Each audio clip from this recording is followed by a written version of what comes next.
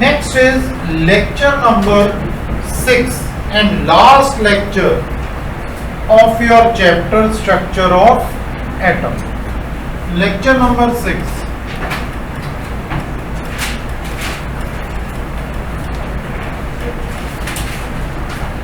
ठीक है, बहुत ध्यान से, बहुत कंसंट्रेशन से समझिएगा। Lecture number 6। सबसे पहले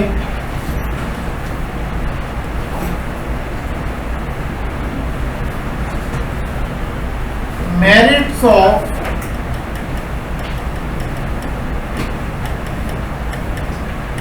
बोहर मॉडल। लास्ट टाइम हमने बोहर मॉडल के बारे में पढ़ा। क्या मेरिट्स हैं, क्या बेनिफिट्स हैं, वो स्टडी करेंगे। सबसे पहले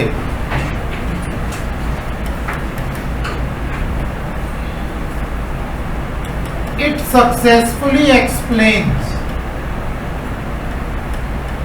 emission and absorption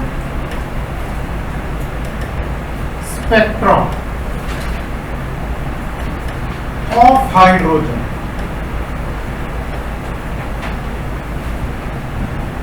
Emission or absorption spectra of hydrogen or hydrogen-like particles. Hydrogen-like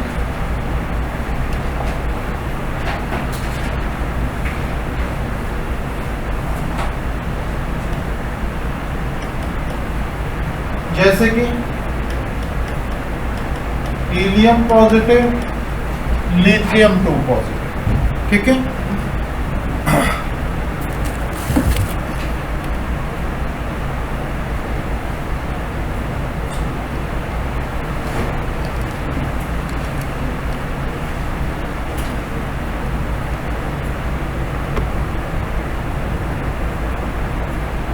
next Second, when 13.6 electron volt, अगर हम बच्चे 13.6 electron volt of energy provide कर दें, आयनाइजेशन एनर्जी बोल दो या एनर्जी बोल दो, electron is omitted from shell of hydrogen। मतलब जो एनर्जी हमने किया था एनर्जी का इलेक्ट्रॉन वोल्ट में पर एटम में, अगर इतना एनर्जी प्रोवाइड कर दें तो इलेक्ट्रॉन फर्स्ट शेल में से बाहर निकलने की टेंडेंसी रखेगा। ठीक है, थर्ड बेनिफिट,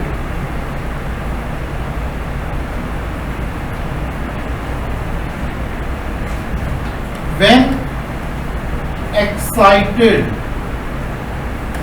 electron returns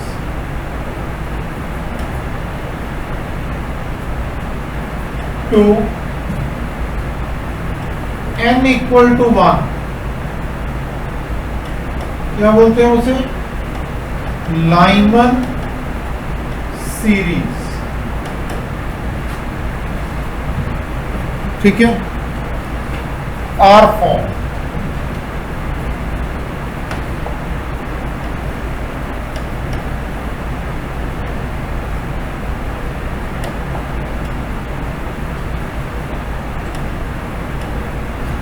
ठीक है, अगर इलेक्ट्रॉन एक्साइट होने के बाद वापस आएगा, ठीक है, अपनी ग्राउंड स्टेट पे और n इक्वल टू 1 शेल पे, तो कौन सी सीरीज ऑब्जर्व होगी, लाइमन सीरीज। ठीक है, क्लियर किया हुआ ना ये भी। Next, it helps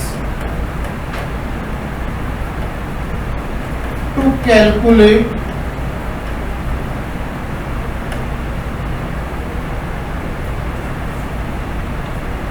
radius, velocity,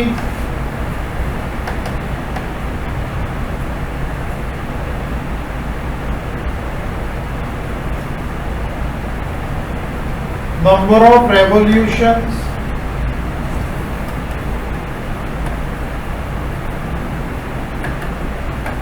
and energy of electron in single electron system.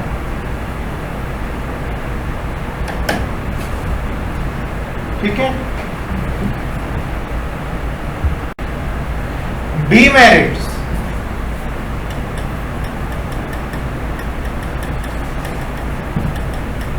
Of Bohr model of atom. समझो, पहला demerit only for single electron system, not for multi electron system. Single electron के बारे में बताया उसने, multi electron के बारे में वो नहीं बता पाया। सेकंड बहुत ध्यान से समझना,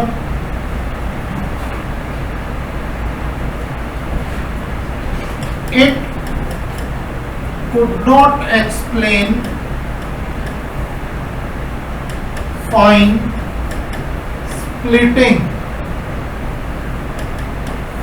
of lines in magnetic and electric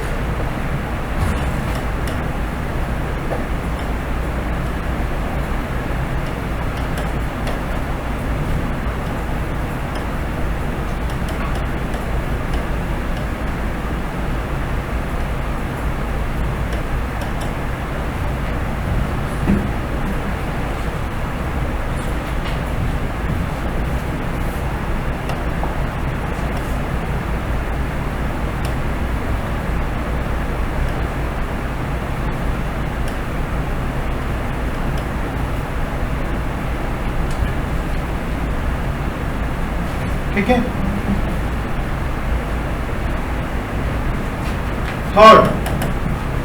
third one, could not explain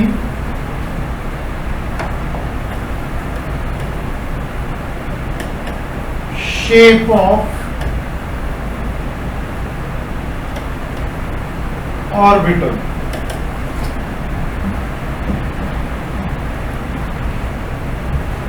और मॉलिक्यूल,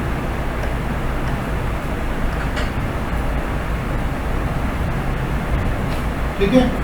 एग्जैक्ट अगर बात करें तो molecule,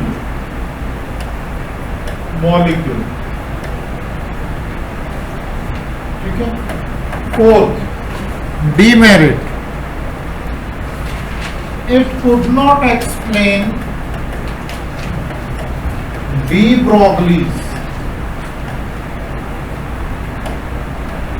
equation and Heisenberg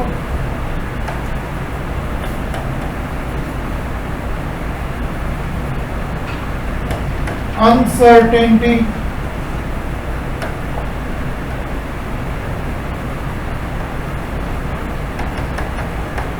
principle।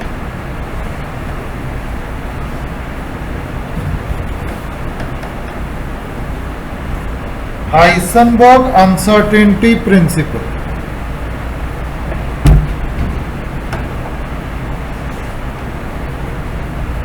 तो ये आपका डीमेरिट्स। देखिए, अब बच्चे दो तरह के नेचर किसी भी रेडिएशन के डिफाइन किए, ठीक है। Dual nature. First is wave nature.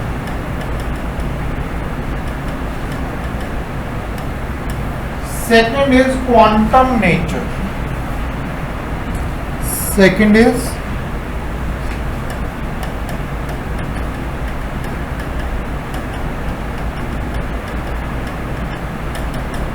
हमने कुछ टॉपिक्स पढ़े हैं, कुछ पढ़ेंगे आगे. इंटरफेरेंस,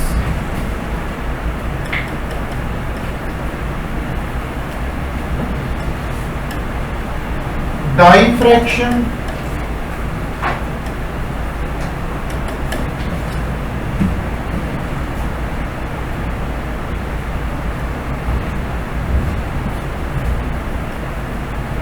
ये topics wave nature of radiation को डिस्क्राइब करते हैं. मुझे समझ आ रहा है? ठीक है. और क्वांटम नेचर को डिस्क्राइब कैसे किया गया? जैसे कि photo electric effect,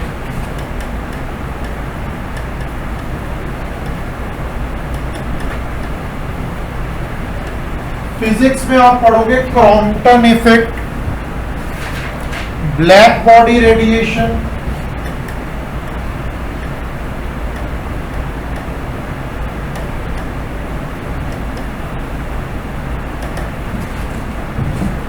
black body radiation.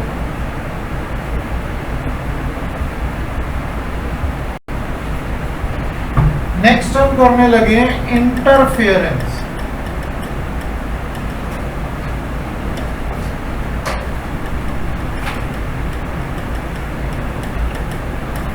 क्या होता है इंटरफेरेंस? बड़े ध्यान से समझिएगा.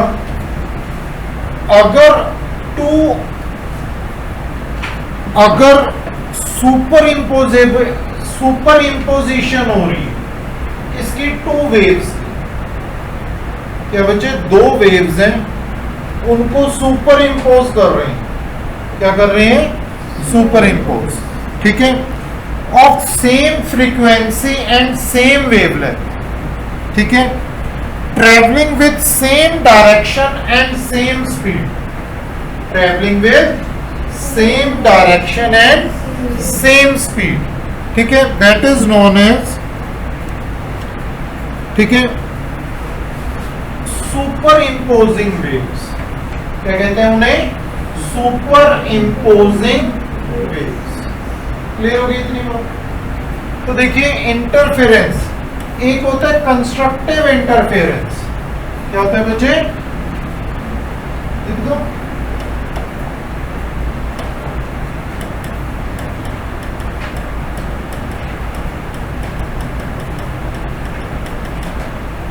Constructive interference. देखो कंस्ट्रक्टिव इंटरफेरेंस कैसी होती है? ये एक वेव है, ठीक है, एक और वेव है. समझो जरा.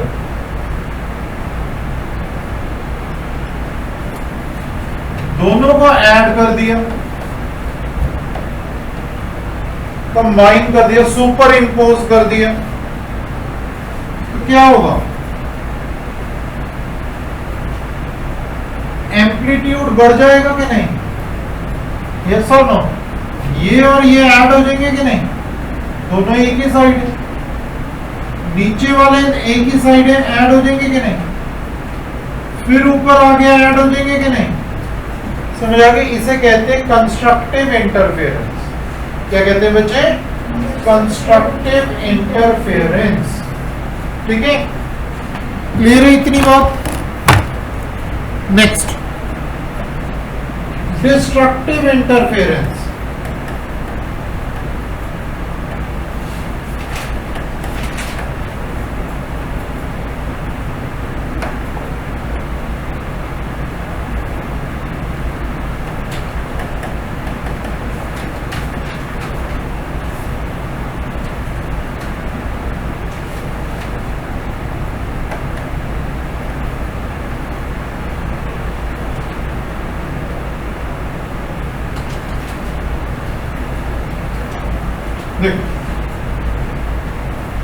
ये अपर है और ये लोअर आ गया।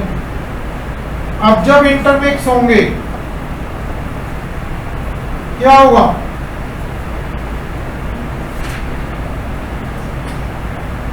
एम्पलीट्यूड बहुत छोटा बनेगा।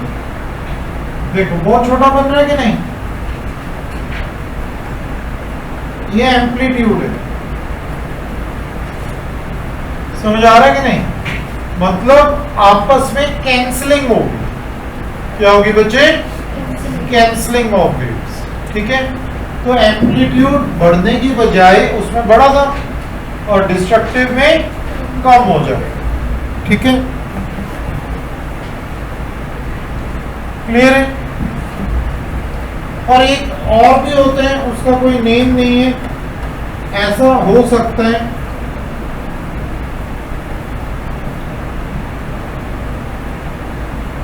अब इनको जोड़ोगे तो कोई मतलब नहीं ना निकल रहा, समझ आ रही है? तो कहने का मतलब है इसका कोई ऊपर चला जाएगा, कोई नीचे, कभी ऊपर कभी नीचे, कुछ ऐसे हमारे को नहीं पता लगे। ठीक है,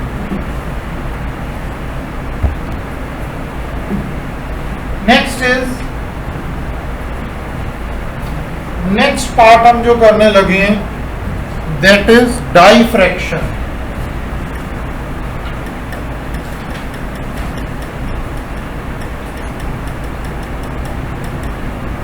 डाइफ्रैक्शन बहुत ध्यान से समझिएगा, डाइफ्रैक्शन का पार्ट। ठीक है, देखिए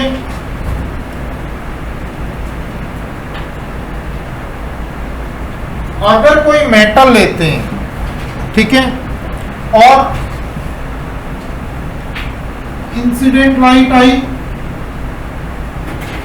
रिफ्लेक्ट होके फोटोग्राफिक प्लेट तक पहुंचे, तो इसे क्या कहा जाएगा? डाइफ्रैक्शन। क्या कहा जाएगा? डाइफ्रैक्शन। इसको डेविसन एंड जर्मर साइंटिस्ट ने बताया।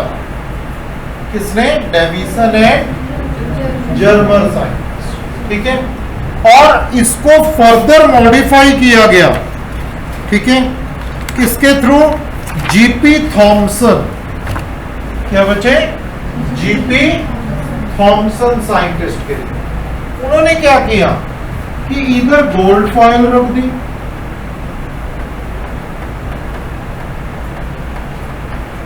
क्या रखा बच्चे? Gold foil. ठीक है, स्लिट में से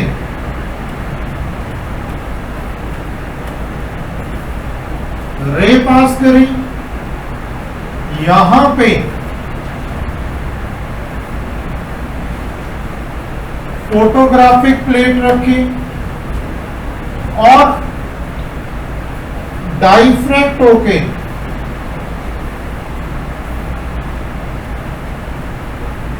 ये ring type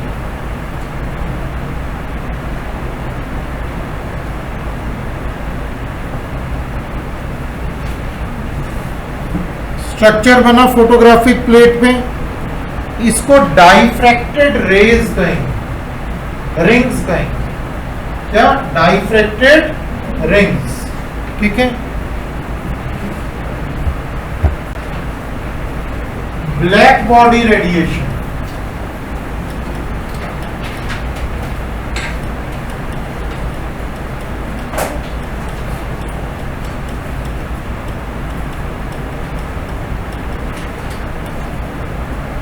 black body radiation बहुत ध्यान से समझना बेटा। ब्लैक कलर गुड एब्जॉर्बर भी होता है और एमिटर ऑफ रेडिएशन भी होता है। यस और नो? बोलो। बट बाकी कलर्स क्या होते हैं? ओनली गुड एब्जॉर्बर होते हैं बट एमिटर नहीं होते। मान लो ये टी शर्ट का कलर मेरे ब्लैक है, कहते हैं ना समर्स में ब्लैक कलर नहीं वियर करना चाहिए। सुन लो जो ब्लैक कलर्स वियर करके आए हैं, तो बहुत ध्यान से सुनो, आपको समझ आनी चाहिए। ब्लैक कलर जैसे ही आया एमिट हो गया, अरे बोलो, बट दूसरा कोई और कलर होता तो क्या करता, एब्जॉर्ब कर लेता और एमिट नहीं करता। तो इसका मतलब तो ब्लैक कलर पाना चाहिए था, वो तो एब्जॉर्ब करके एमिट कर रहे हैं। बाकी कलर्स तो एब्जॉर्ब ज्यादा कर रहे हैं, एमिट नहीं कर रहे। ऐसा क्यों है, बता सकता है कोई, एनीबॉडी? बेटा अगर ब्लैक कलर हुआ, मान लो ये टी शर्ट का ब्लैक कलर है, तो वो एब्जॉर्ब करेगा और हमारे स्किन की तरफ एमिट कर देगा, समझ आया? लेकिन अदर कलर्स क्या करेंगे, वो एब्जॉर्ब किया और उतने अच्छे एमिटर नहीं है, तो वो हमारे स्किन की तरफ उतनी जल्दी एमिट नहीं कर पाएंगे। तो हमारे स्किन में बर्निंग इफेक्ट किस कलर से सबसे ज्यादा जल्दी आएगा, ब्लैक कलर से। तभी मैं कह रहा हूं आप लोगों को, ब्लैक कलर समर्स में, अब देखो टेम्परेचर 45 प्लस हो गया और आप ब्लैक कलर वियर करके आए हो, कुछ बच्चे, तो नहीं करना चाहिए। ठीक है बेटा, ये लॉजिकल फैक्ट है। इसी को क्या कहते हैं, ब्लैक बॉडी रेडिएशन। क्या कहते हैं बच्चे, ब्लैक बॉडी रेडिएशन। अब बहुत ध्यान से समझना, अगर हम इंटेंसिटी वर्सेस वेवलेंथ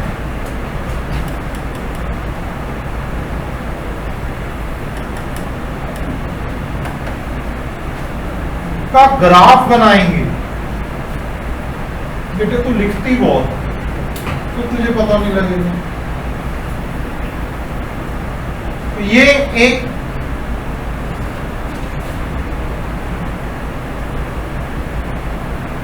ये ठीक है, this is for temperature T1, this is for temperature T2।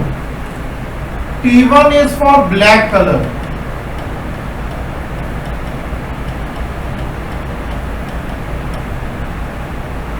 समझ आई? And T1 is always greater than T2। मुझे क्लियर हो रहे हैं? अगर टेम्परेचर राइज बाकी कलर्स में T2 है, तो ब्लैक कलर में कितने हैं, T1। इंटेंसिटी किसकी ज्यादा है, T1 की। एक छोटी सी चीज और है, absorption coefficient.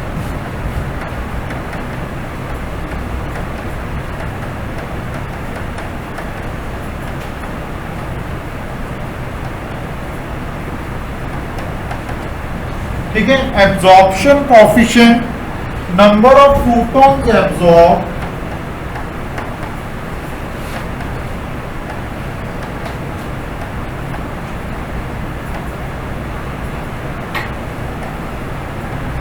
Over number of photons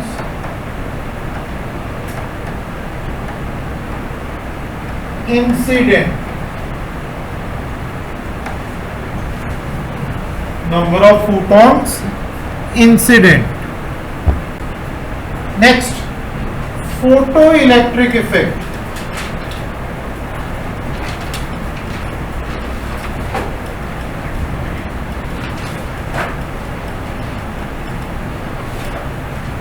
photoelectric effect बहुत ध्यान से, बहुत कंसंट्रेशन से, बहुत इंपॉर्टेंट। ठीक है, देखिए बच्चे, ये एक मेटल है, ठीक है, और ये फोटोग्राफिक प्लेट है। बहुत ध्यान से समझना, लिखो ना, लिखना नहीं है। इंसिडेंट लाइट आई, आउटरमोस्ट शेल से इलेक्ट्रॉन को ओमिट किया, आउटरमोस्ट शेल से इलेक्ट्रॉन को क्या किया, ओमिट, और फोटोग्राफिक प्लेट तक ले गई। कहां तक ले गई, जो इंसिडेंट लाइट आई उसको क्या कह दिया, ई एनर्जी कह दी। जो यहां से ओमिट हुआ इलेक्ट्रॉन, अरे बोल दो, उसको थ्रेशोल्ड एनर्जी कहा।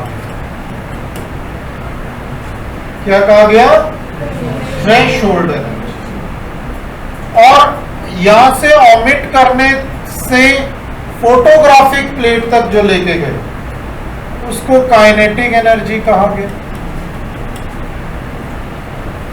अरे बोल दो, समझ आ रहा है कि नहीं? बोलो। तो टोटल एनर्जी जो इंसिडेंट लाइट की आ रही है उसको ई बोल दिया। जो ऑमिट करने के लिए एनर्जी चाहिए, थ्रेशोल्ड एनर्जी, उसे ई नॉट बोल दिया। बोलो, समझ आया? और यहां से यहां तक भी जो जाएगा वो ये एनर्जी के इक्वल ही होगा, प्लस काइनेटिक एनर्जी बोल दी। अब ई क्या है? Energy H mu. बोलो, समझ आ रहा है? ई नॉट के H mu naught. Kinetic energy के हाफ एम वी स्क्वायर। समझ आ रहा है कि नहीं? ये इस साइड ले जाओ, एच कॉमन ले लो,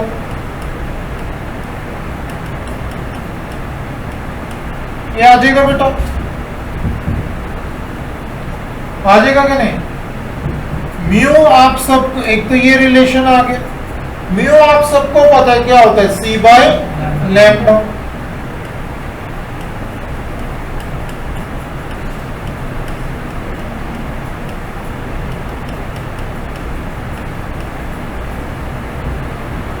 समझे? सी कॉमन हो गया, बाहर आ जाएगा, क्या बनेगा?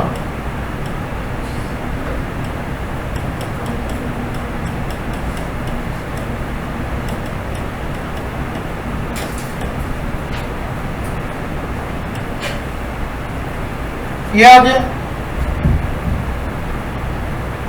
ठीक है बच्चे। थ्रेशोल्ड एनर्जी को वेव फंक्शन भी बोला जाता है, ठीक है। यू कैन से दैट इसको not wave function, work function, ठीक है, बाहर निकालने के लिए जो एनर्जी चाहिए, ठीक है।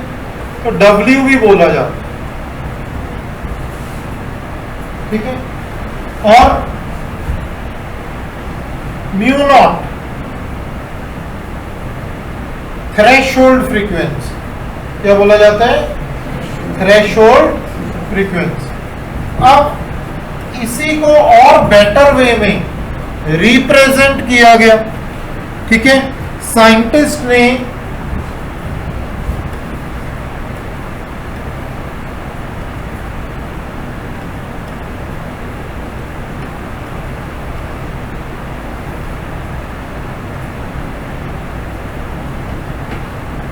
और बेटर वे से रिप्रेजेंट किया, बहुत ध्यान से समझना।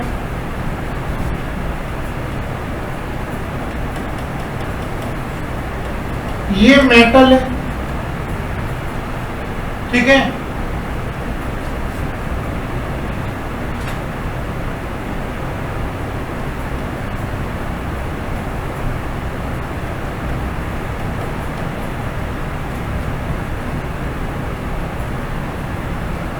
इंसिडेंट लाइट आई, इलेक्ट्रॉन बाहर निकाला, ये एनोड है, मीन्स पॉजिटिव चार्ज। कैथोड है, मीन्स नेगेटिव चार्ज। इलेक्ट्रॉन निकल के मेटल से किधर जाएगा? अरे बोल दो, एनोड की तरफ जाएगा, ठीक है ना। यहां पे क्या होता, कुछ इलेक्ट्रॉन जिनके पास एनर्जी कम थी वो यहां तक नहीं पहुंच पा रहे थे क्योंकि अट्रैक्टिव फोर्स नहीं थी फोटोग्राफिक प्लेट में, लेकिन यहां पे अट्रैक्टिव फोर्स, तो कोई भी इलेक्ट्रॉन वेस्ट नहीं होने वाला। अरे बोलो, समझ आ रहा है कि नहीं? ठीक है, तो ये एक और वे है जिससे रिप्रेजेंट किया गया। देखो बच्चे, जब भी याद रखना इलेक्ट्रिसिटी प्रोड्यूस होती है, क्या होती है? प्रोड्यूस, ठीक है। तो हम कैथोड को पॉजिटिव लेके चलते हैं और एनोड को नेगेटिव लेके चलते हैं, याद रहेगा।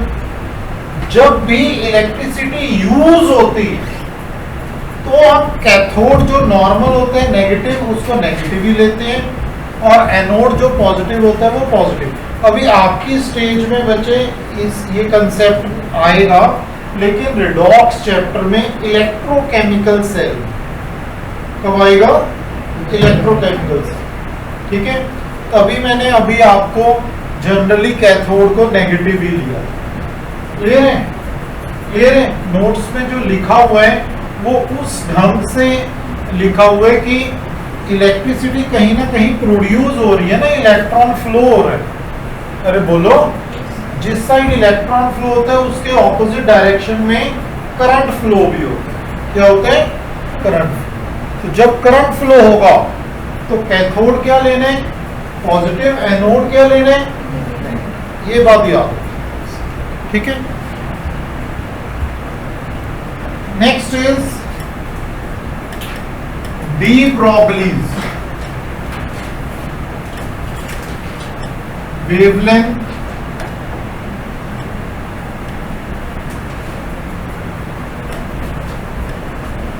in terms of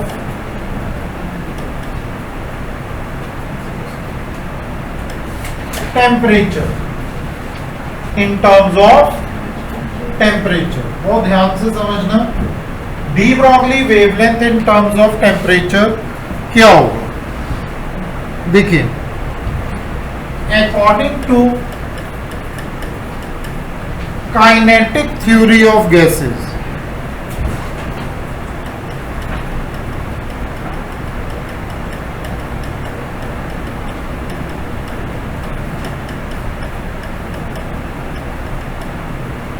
ठीक है।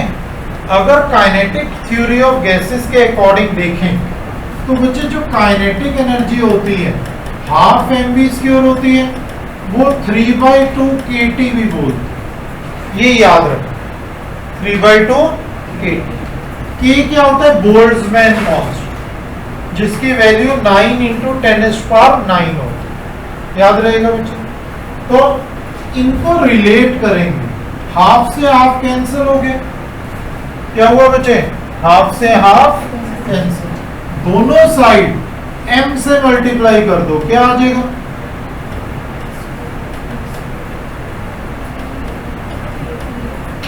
m से मल्टीप्लाई किया, अरे बोलो, अब m भी क्या आ जाएगा? अंडर रूट चला जाएगा,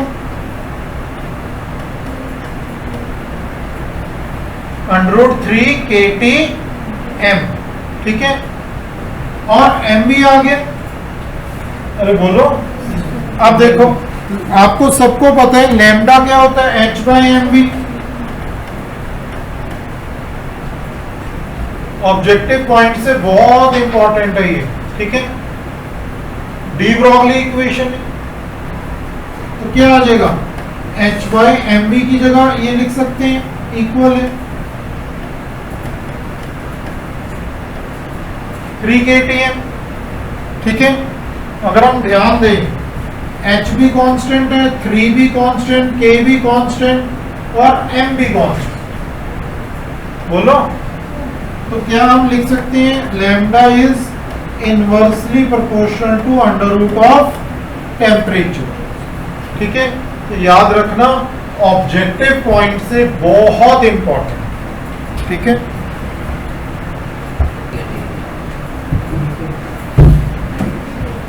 देखो बच्चे, 25 वॉट बल्ब एमिट कर रहे हैं monochromatic yellow light of wavelength. Wavelength दी हुई है, कैलकुलेट क्या करना है? Rate of emission of quanta per second, ठीक है। Let m quanta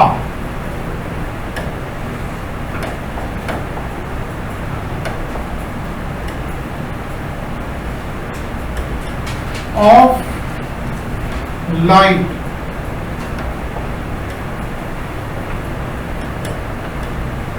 emits per second,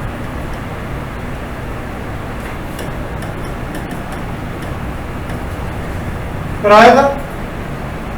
E क्या होता है? एन एच म्यू, एन फाइंड करना है हमने, एनर्जी क्या है 25 वॉट है, अरे बोलो, तो 25 जूल ऑफ एनर्जी आ गया। एच क्या होता है, म्यू क्या होता है, सी बाय लैम्डा। सी कितना दिए, लैम्डा कितना दिए,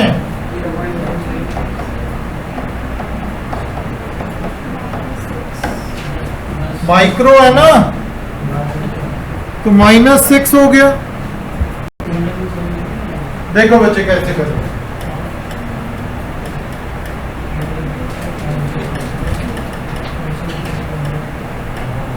ये आ गया H/mv।